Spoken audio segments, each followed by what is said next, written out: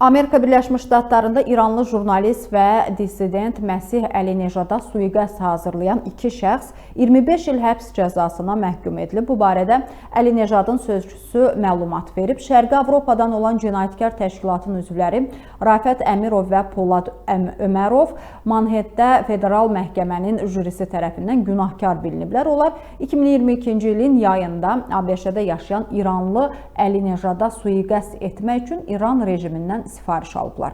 Prokurorluq hər iki şəxs üçün 55 il həbs cəzası tələb etmişdi.